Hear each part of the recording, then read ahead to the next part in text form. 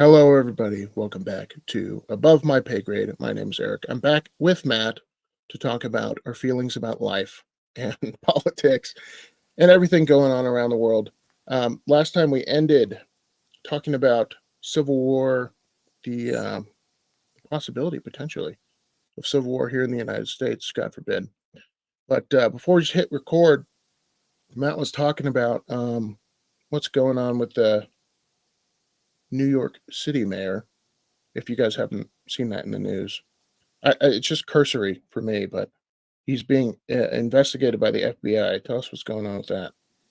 So Matt. there's good morning. Good So morning. the article was about one of his campaign managers having received money from Russia. It's not the New York mayor himself. So a note on that. I don't know where people get their news. I get my news from the 1440. It's a newsletter. And I also use the Underground News app, which rates sources based off of their bias. So it'll tell you, here's a story, here's a topic, and 30% of the left is covering it, 30% of the center is covering it, and 30% of the right is covering it. And then it's probably a well-covered topic. And then the last thing, since we live in Colorado, my regional source is the Sun News. So I kind of have two international news sources and then one regional news source from the most unbiased media that I can find. But you notice that CNN, Fox, all of the big talking heads aren't in there because they just want to scare you to make money, and they're willing to say anything. Anyway, having said that, the New York mayor, this particular article in 1440 was about the New York mayor's aide or campaign manager having received funds and not having vetted those funds to know that they came from Russia. This got me thinking, or I noticed, rather, or reminded me of multi-domain operations. I think previously we've talked about Yuri Bezmenov and that video in what was it, 60 Minutes or Newsweek? Yeah, if you guys have never seen it, I'll try to link it in the description. He's a former KGB, don't quote me on this, operative who talks about how they try and influence a population. And so most people think about war as this like two sides, lobbing bombs at each other and shooting guns, but it's not always that. Sometimes they prep the battlefield. Actually, majority of the time they prep the battlefield, and the way Russia does it is a long, drawn-out campaign. So, if you've never seen that, you should look them up. Yeah, well, I'll get you that link because that's important. Anyway, in that interview, he pretty much says that they knew in the Cold War that there was no way that Russia could win against the US because they couldn't outspend the US. And that was like a big reason for the space race. And for the Cold War, it was a strategy for the US to outspend Russia. Russia knew this. Instead, they pivoted. While they kept playing the game as long as they could, they pivoted to start this misinformation campaign where they placed, well, I don't know. I don't have any evidence for this, but based off of what Bezmenov said and based off of what I have learned of critical theory, they placed educators, college professors in many of our leading colleges, knowing that they would teach the next generation of kids going through college. Those kids would grow up, become parents, and teach their kids, and so on down the line. So if they started in the 1970s, we're 3 or 4 generations into critical theory being taught to our civilians, or US people, right? Americans. Which means that logical thought is harder and harder to implement. Critical theory, I think I've covered this before, but just a real quick recap. Critical theory is outcome-based rationale. So you don't look at the premises, you don't look at the variables in like you would in logic to identify the things that you can change to change the outcome. You just say the outcome needs to be this. What's the shortest, fastest, easiest path to get there? Easy example is when critical theory is applied to race, Black people need to make the same amount of money as white people. So just take the money from the white people and give it to the black people. That way everybody's making the same amount of money. It's illogical. It doesn't subscribe to any of the tenets of classical Greek logic, but it gets there, right? So the Russians instilled this critical theory through these educators in the 1970s in higher education. Fast forward, you have 2020, you have the BLM riots, you have all of this stuff where it just seems that culture and society is upside down. And the only thing that makes sense to me is that it came from all of this stuff, or this misinformation campaign, which brings me to multi-domain operations. Are you ready to go there? Yeah, there's one thing I'd piggyback on what you just said. I think critical theory, for those of us who have not,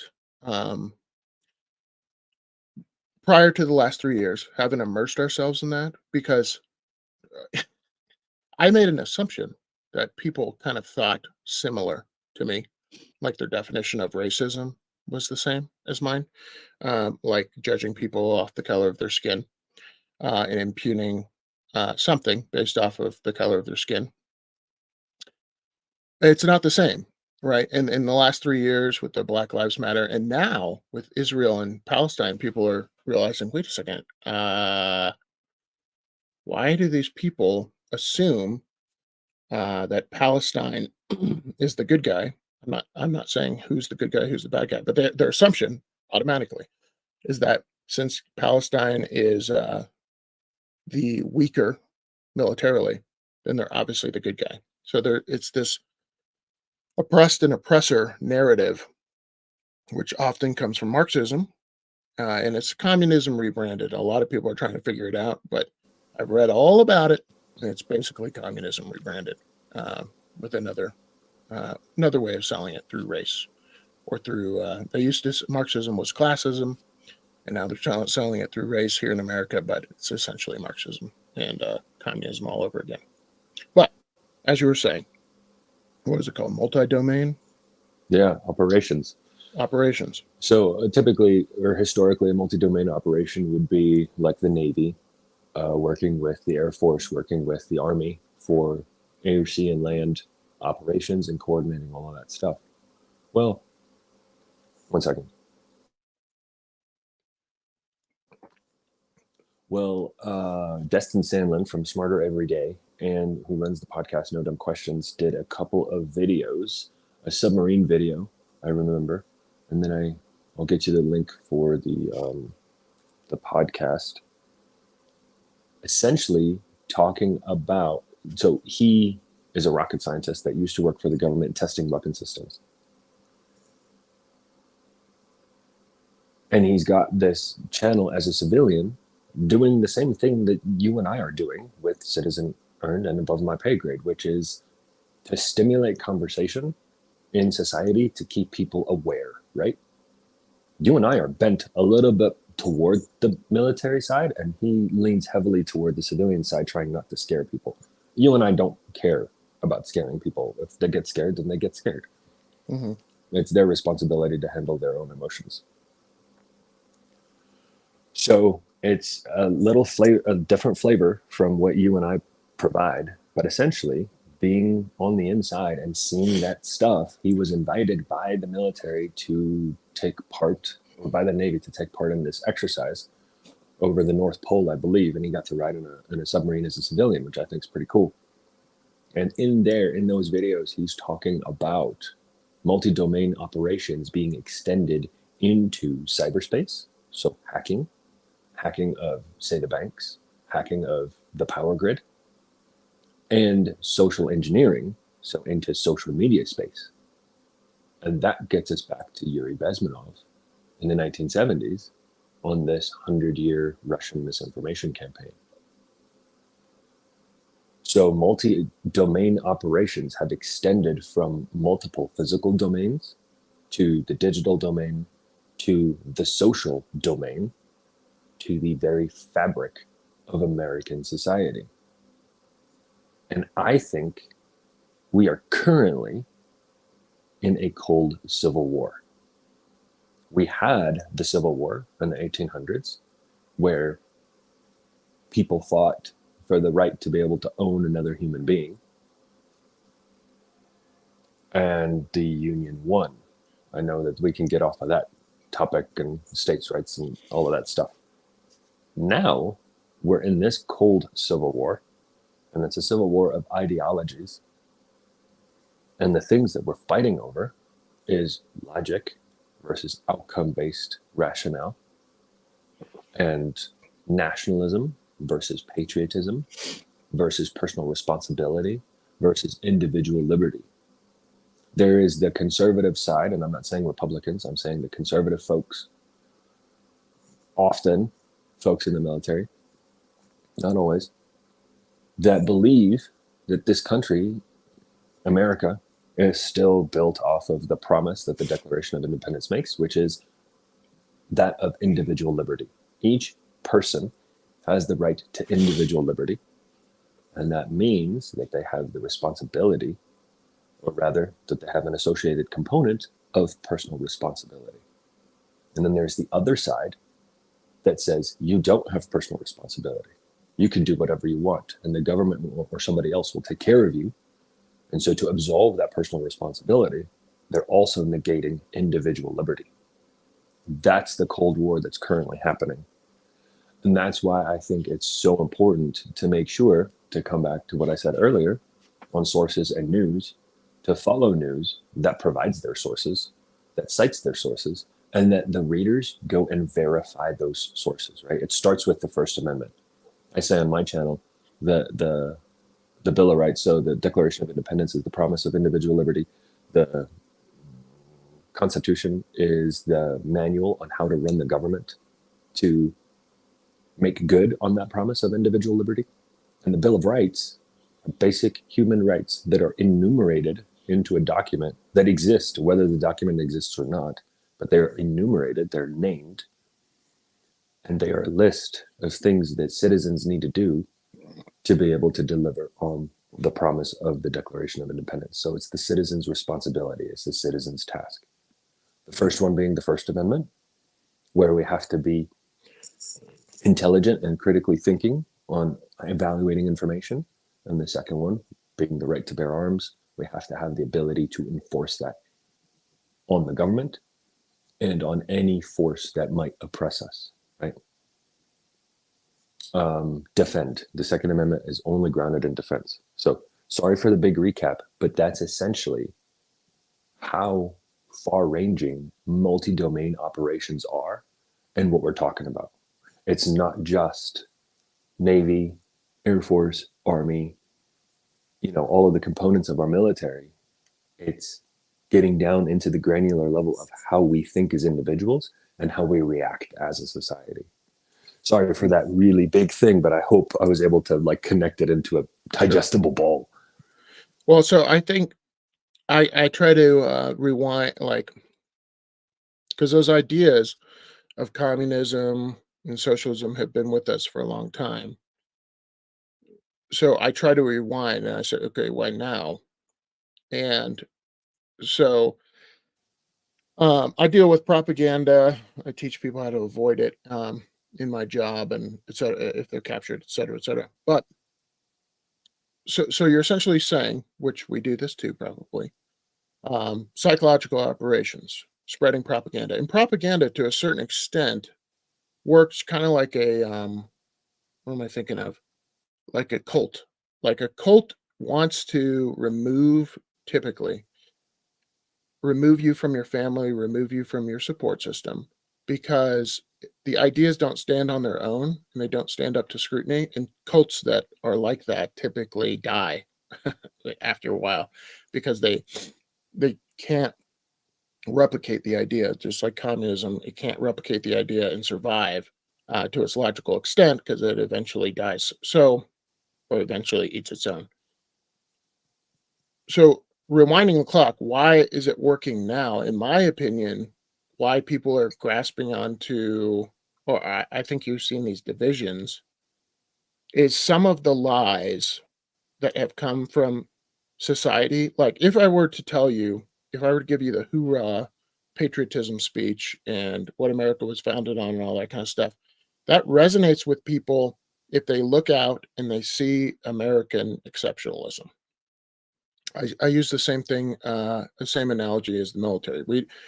There's a lot of like, some people would say dumb things like you do in basic, like everyone wears the same uniform and you have to make your bed a certain way and fold your socks a certain way. And that's all to establish discipline and uniformity. And that all makes sense if the military, once you get into the military, is the thing that they promised you or they sold you on in basic training. But if you get into the military and you realize, wait a second, it's honor, courage, commitment kind of stuff that we talk about, and service for self is only a line. It's not actually what 2 stars and 4 stars do. They sell to the highest bidder, and then you're probably not going to believe in it anymore. So what I think is going on now, and why I think some of these ideas have legs today. Yes, I think it's like you said, multi-domain. Like it's probably been going on in college campuses for years.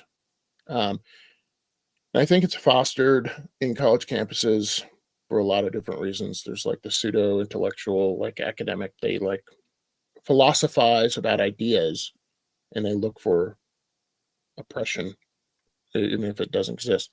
But why I think it has legs today is if you ask somebody, if you tell somebody, what's your American dream today, it's different than it was 40 years ago. And I think that's because the government has taken over basically capitalism. Capitalism doesn't exist in our country anymore. Central banks, etc.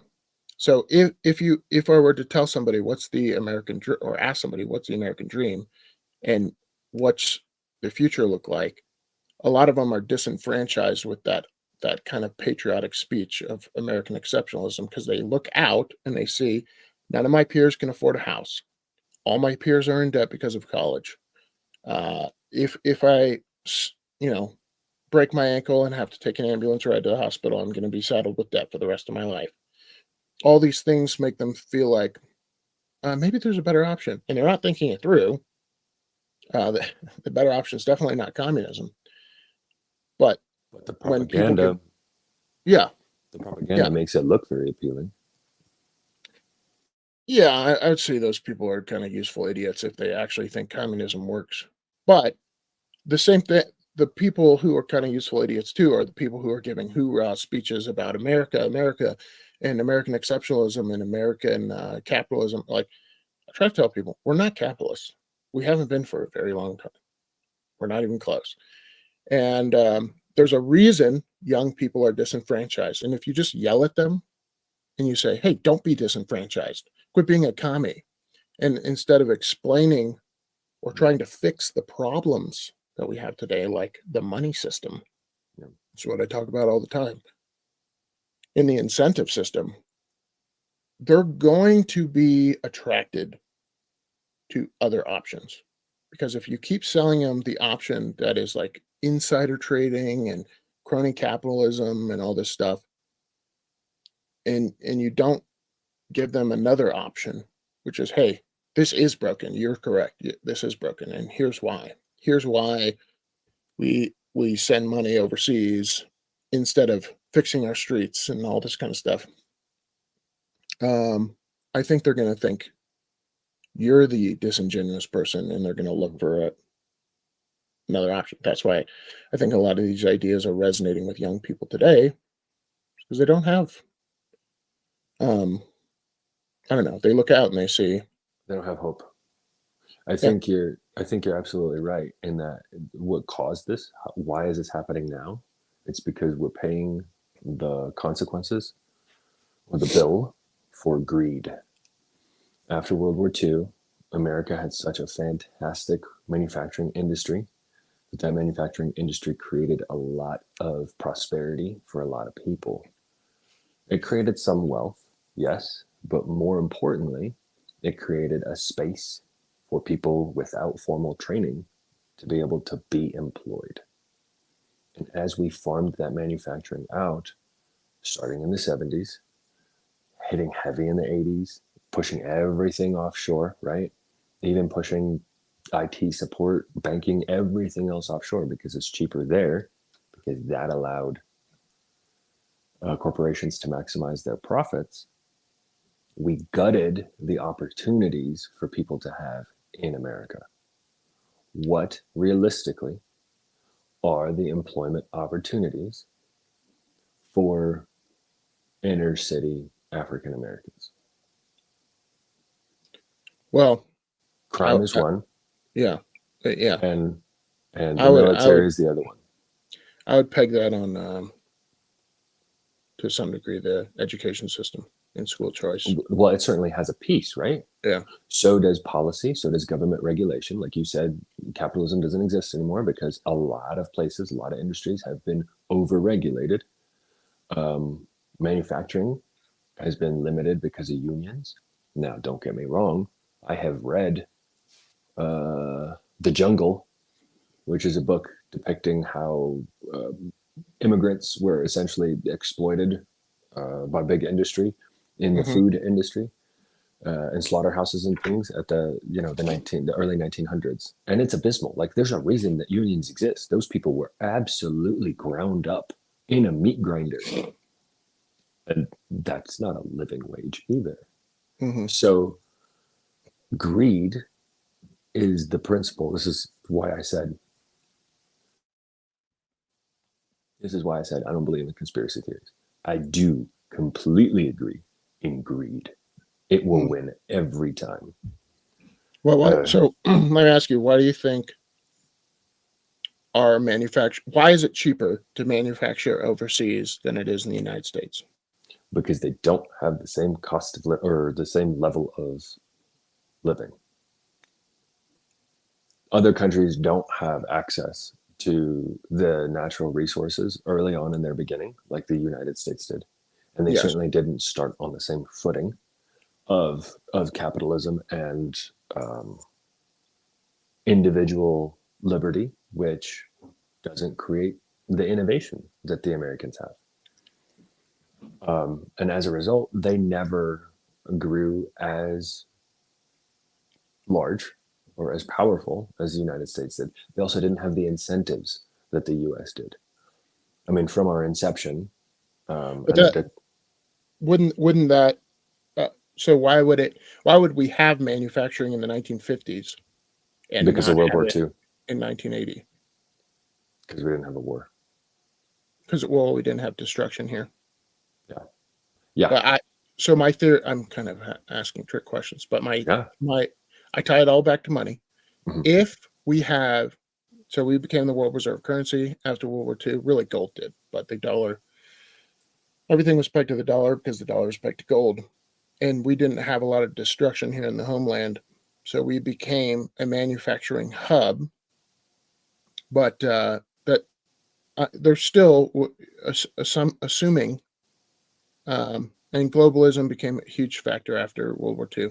But at the base layer, the reason it's cheaper to manufacture overseas is because we have the strongest currency. So if you make a widget here and you sell it to China or you sell it to name the other country, you're selling it in dollars. So it's essentially because your currency, you're playing a game Monopoly over here and they're playing a game Monopoly over there with a different currency. They have to trade more of their currency units for your product than they would have to trade their currency units in yen in China for the exact same product. So having the world reserve currency is a blessing and a curse. It's a blessing for a couple people, and that is the powerful. And it's a curse for the middle class because it hollows out all the manufacturing because you cannot compete. Like, even if everything's efficient, et cetera, if you're selling it in a currency that is the strongest because it's the world reserve currency, you'll never be able to sell it for cheaper, ever. Right. But there's only one way to make that model work.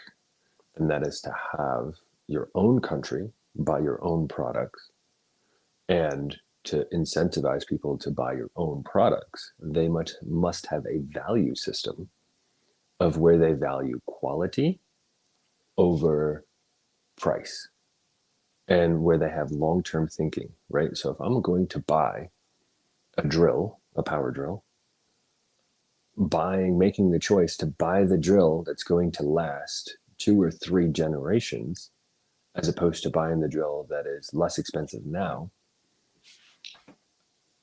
so that I have to rebuy that drill in 10 or 20 years.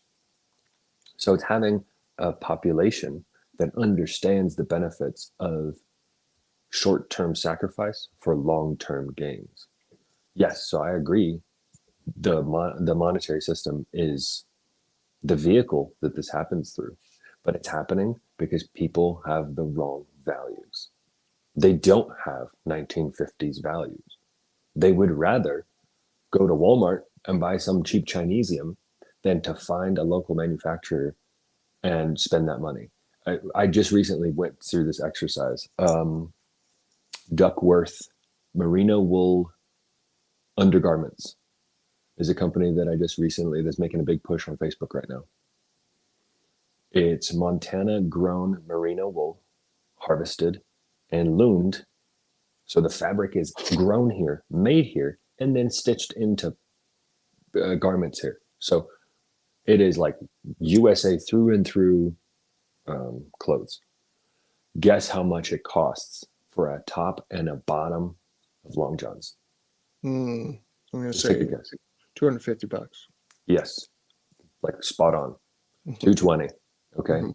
for one set of underwear that's US made, but you're going to have those long johns for 20 years.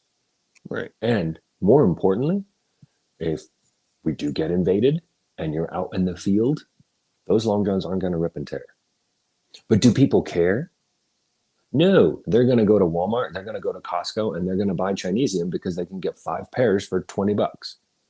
Never mind that it's going to leave them cold and ripped, and they're going to have to rebuy them 50 times over for the same price that they're spending on that Duckworth. But they're just seeing the $200, $220, $250, and they're not having those thoughts, right?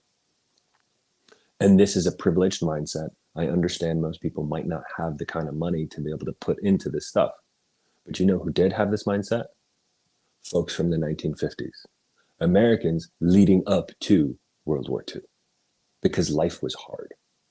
And so we have this situation because Americans have had it too easy, and they've become way too comfortable for way too long. Yeah. Right? Yeah, I think we've been able to. Another benefit of the world reserve currency is you essentially can print your own energy, since energy is priced in your currency. And so it allows you to live off the labor of others. Right. Energy is the base layer of everything. That's right. And so it allows you to essentially have people whose profession is TikTok, and you just don't get that as much in these developing countries because they can't do that. They're not there yet. Yeah. Right? They're still down here, and we're trying to maintain it up here, and we're slowly sliding. So there's a couple of notes that I want to make. I think people need to understand the difference between nationalism and patriotism. A patriot is somebody who is aligned with the values of individual liberty. So the individual matters, the individual's opinion matters, and the individual's resources matter. Life, liberty, and owning property. That's what Thomas Jefferson wrote it as first. It was later adapted to the pursuit of happiness, because you derive happiness from being able to build, to construct. And in order to build and construct, you have to be able to own things. So in order to create, you have to own things. So it's the pursuit of happiness. Anyway, where was I going? Nationalism. Yeah. Thank you. Nationalism is being aligned with the values of the government or the nation. This is how, if your nation is on the right track, and it's arguable, I understand it's debatable, but let's say World War II, right? We got attacked, we defended ourselves. Let's just take it at that level to make this idea work. At that time, patriots were also nationalists. Yeah. But at the beginning, in the inception of this country, prior to the Declaration of Independence, prior to us revolting against the king, patriots became traitors to the crown. So patriots weren't nationalists, because at that time, if you were a nationalist, you would have upheld the king and the power of England, right? The monarchy. So a patriot can turn a traitor from a nationalist if they stay true to the values of individual liberty. And I think every time you and I talk, we kind of skate on this idea, but it culminates in preparation. And I think when we come back to the culture being comfortable, too comfortable, what we need to do as citizens, and this is exactly what Citizen Earn is dedicated to, although I'm moving exceedingly slowly, is teaching people first the thought process, the mindset, and the skills to be more independently minded. And for me, what I use is the prepper mindset to be able to understand the systems of control in my life and move to eliminate them. So you're not a prepper because you're scared of nuclear war and you got like rations and water in your basement and gas masks and things like that. You have food and water and gas masks in your basement because something might happen and you are here to take care of yourself as an American and your family and your community. You don't need the government to show up, right? If you don't need the government to show up, if you're empowered, if you're independent, then you're really going to care where your taxes are going to go. And that's how we get the reform that you're talking about to fix the monetary system. But the less people are independent and empowered, i.e. cities, i.e. liberal areas, the more and more they're going to want those services provided to them, right? Which requires more taxes and more control and more legislation and all of that. So we fix this, one, with PT, workout every day, induce suffering every day. Remind yourself how much life can suck. 2, be financially disciplined and get out of debt. 3, start identifying each system of control in your life. Money is an easy one to identify. It's very hard to eliminate. An easy one to deal with is food. Shop at the perimeter of the grocery store. That's food. Everything in the middle is product. I got that from Pat Mack. If it comes in a box, it's product. It's not food. Eat real, raw food. Cook your own food. HelloFresh might be a good option, or other meal kit services. It doesn't really matter whether it's organic or not. That's your decision. But then move to starting to grow your own food. And like urban bucket gardens is a real thing, and it's pretty cool.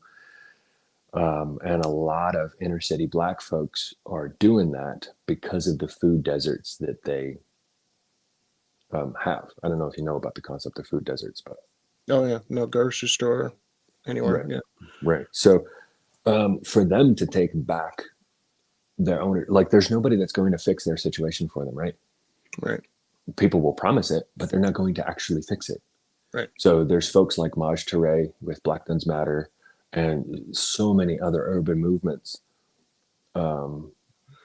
by Black people for Black people so that they can grow their own food and become healthy.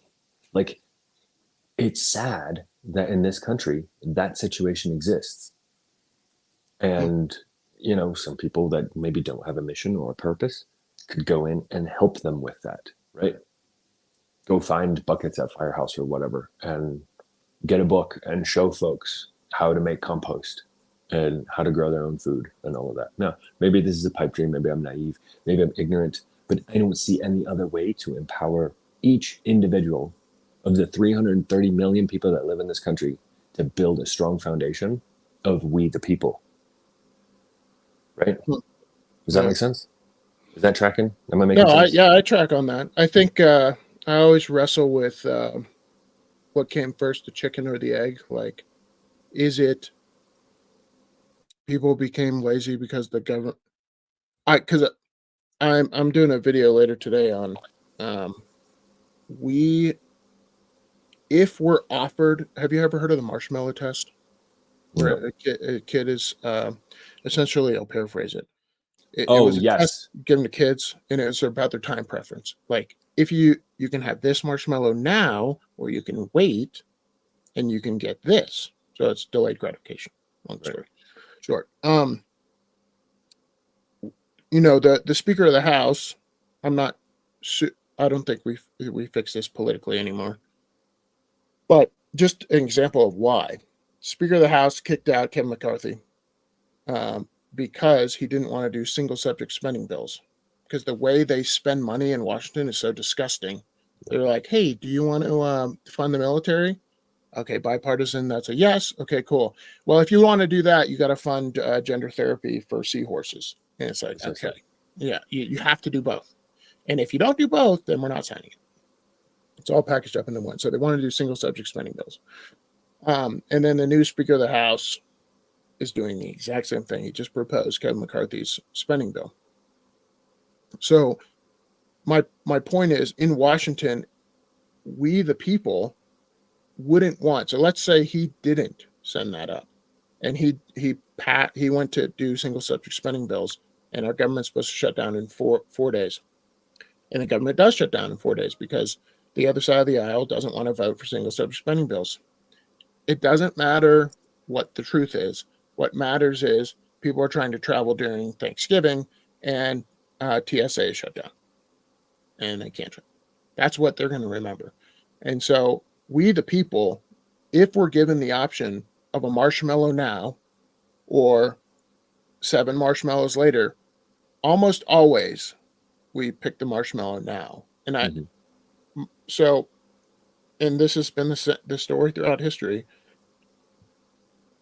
Eventually, that marshmallow now it doesn't exist anymore, right? That's right. The government can't give you any more marshmallows. Well, you said it. I'm sorry to interrupt, but you said it right then and there. Throughout history, this has been happening. Right. This is nothing new. Yeah. It's just coming to the U.S. now. The answer is the same as history has taught us over and over and over. Yeah. Empower the individual and take we the people back. It's going to hurt. Agreed. It's going to be painful, and it's not going to be solved in a generation. Yeah. But we're just going to keep sliding if we don't work on it. Yeah. And I think we're saying the same thing. Like, if, unfortunately, human beings, there's a cycle in history, and it happens over and over again. It's the good men make good times cycle, or some people call it the turnings. We're in the 4th turning, where if it's good enough for a long period of time, it eventually gets bad because weak men appear because it's so good.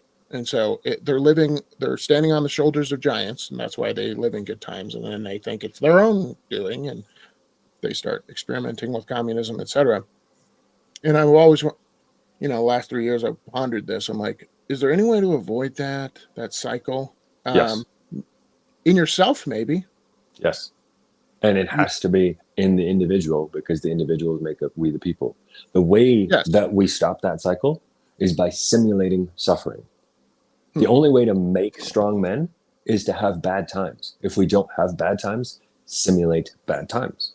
This is why I come back to PT. Nobody wants to do PT.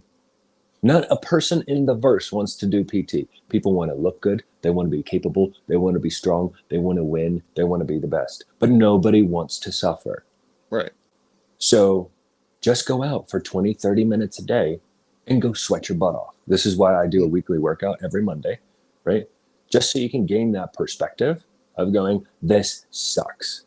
I really enjoy the rest of my life, and I should work to hold on to that, to conserve that, right? Yeah. And then take the next step and go camping and rough it and realize that modern plumbing is awesome. And then do it in the winter, and then go do it in a snowy state. Yeah. Right? And seek discomfort. comfort is what is killing us. Yeah. And we that's call that type B fun, where it's right. not fun doing, but after the fact, you have a lot of memories and you're like, I'm glad I did that. Yeah. And learn, like, get addicted to discomfort. Seek it, yeah. Mentally too. Yeah, stretch yourself mentally. I think, yeah, biologically, we didn't ever have to seek that.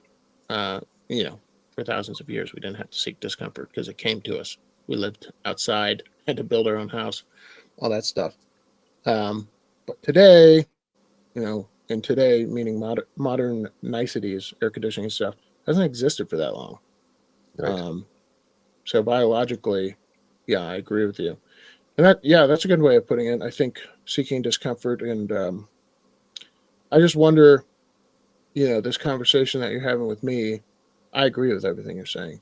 But if you're talking to somebody who, you know, we call them non-player characters, you know, NPCs, they just are kind of going about their life. How would you convince somebody? When we started this podcast, we talked about people who are interested in communism, or at least identifying with it today, and then they're anti-capitalist. So Is there any hope for that person? How would you convince them? I'm going to speak truth, and I'm going to offend a lot of people. You don't convince them. Trying to convince them is wasting effort. You live the example that you know to be the right thing. I live the example of being a citizen in the way that I have studied it and understood it. And if that lifestyle is not appealing to somebody else, they're lost. They're going to undermine it. They're going to cancel it. They're going to wrestle against it. For me to try to convince them is me wasting effort. 2, we don't need to convince them. The revolution was fought by 3% of the population. You can have a successful correction with 1% of the population. We put our efforts into finding similarly minded humans and building that force so that when the crap hits the fan, we have the morality, we have the knowledge, we have the morality to uphold those principles and those values, and we wait for nature to take its course. Populations get controlled all the time in nature, right? Yeah. And it sucks and it's harsh. And that's why we need to be ready all the time, starting with thoughts and ideas, the First Amendment. Secondly, moving on to physical meat space and being able to defend our family, or ourselves, our family, our region, and our way of life, right? And on that, I want to mention, so I'm going to send you the links for that Smarter Every Day and No Dumb Questions podcast and video. And Yuri Bezmenov. And Yuri Bezmenov. And I highly encourage everybody to check out the Black Autumn series. It's a 10-book series written by Jason Ross and Jeff Kirkham. And it is a thought exercise by essentially Jeff Kirkham on the Green Beret side and Jason Ross, I guess who's a prepper, on what is the most likely instance of how America would fall. And then 1 second after, the trilogy by William Forstchen is a different thought exercise focused on EMPs. And he is a conservative professor in North Carolina who's been studying EMPs for like 4 decades or something crazy like that. Don't quote me on that. But, and he kind of unpacks what the states would go through. And then I'll also send you a link to CASI, and I forgot what that acronym stands for, but it's essentially the Air Force's study on China and how China would go about undermining us, aside the things that we've talked about.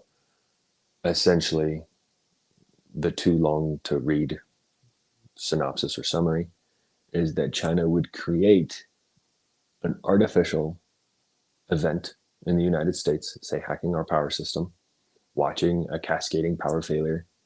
And if we're out of power for more than 3 days, people are going to start dying because of our just-in-time groceries and water and sewer and all of that.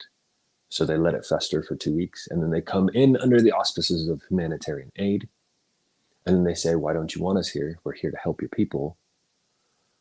So they get to be the good guy, and we're being the bad guys by denying humanitarian aid. And that is a viable way for a land invasion of America to happen along with the cartels that are mentioned in Black Autumn and all of that. So if you check those things out, you kind of see where our weak points are and how to address them. And again, I can tell you, it starts with PT and food stores and water and understanding where we get all of our resources and moving to generate them ourselves. Awesome. Well, that's a good place to end it. Matt, I'll link your stuff in the description as far as your social media as well. Folks, thanks for watching another week of ramblings. And yeah, we're thinking through this just like everybody else, but I think it's good to bounce ideas off of fellow travelers. And yeah, thanks for watching. Thanks for listening. We'll see you all in the next one. And please post your disagreements. Oh, yeah. Post your questions on these videos, and so we can chat about it the next week. All right. Later, folks. Peace.